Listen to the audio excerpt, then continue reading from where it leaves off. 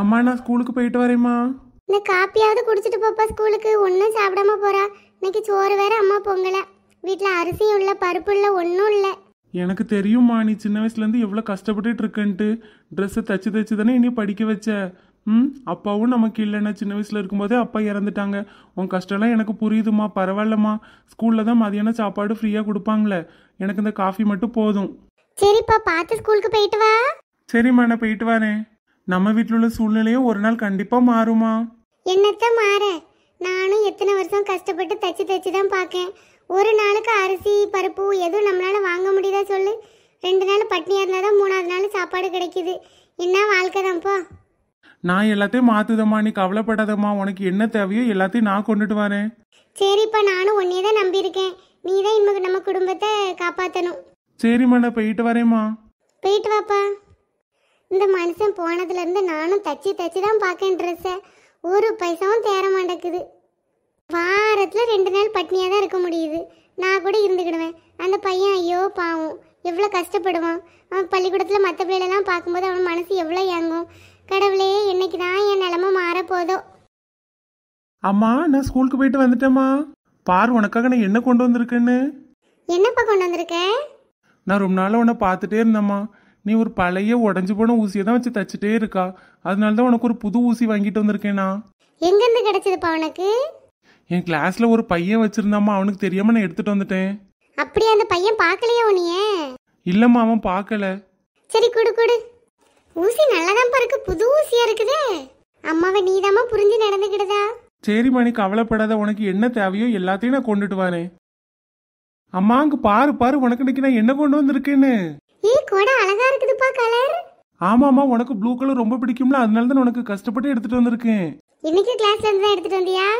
இல்லம்மா, எங்க சார் இருக்காங்கல்ல, அவங்க வந்து இன்னைக்கு மழை பெஞ்சதுனால வச்சுட்டு வெளியில போனாங்கன்னா தெரியாம எடுத்துட்டு வந்துட்டேம்மா.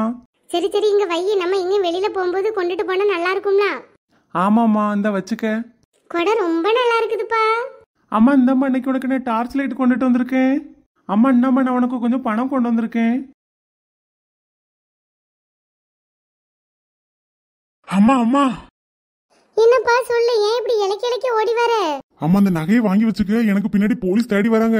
இனி தேடிங்க வீட்டுக்குள்ள வந்தா இல்லன்னு சொல்லிருமா. போலீஸா? என்னப்பா செஞ்சுட்டு வந்த நீ?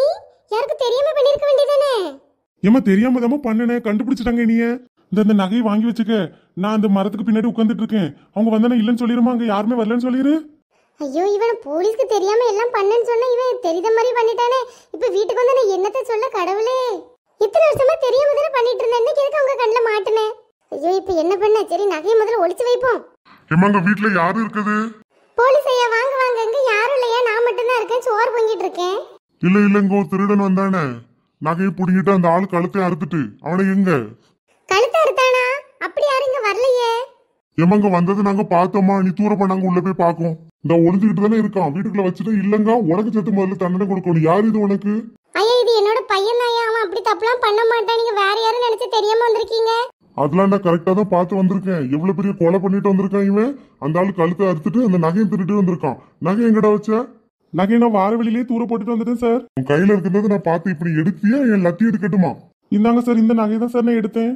வாடா ஜெயிலுக்கு முதல்ல. இது யாரும் உங்க அம்மாவா? ஆமா சார் அம்மா தான். உங்க அம்மாவையும் சேர்த்து முதல்ல ஜெயிலுக்கு கூட்டிட்டு போகணும். பெத்த பிள்ளை எவ்வளவு பெரிய கிரைம் பண்ணிட்டு வந்திருக்கான், சப்போர்ட் பண்ணிட்டு இருக்குது பேர் உட்காந்து. சார் சார், எனக்கு இருக்குது ஒரே ஒரு மகன் சார். அவனை விட்டுருங்க சார், ஏதோ தெரியாம தப்பு பண்ணிட்டான். ஏமா கொலை பண்ணது தெரியாம பண்ண தப்பாமா? உன் மகனை யாராவது இப்படி வெட்டி போட்டு நீ சும்மா இருப்பியோ?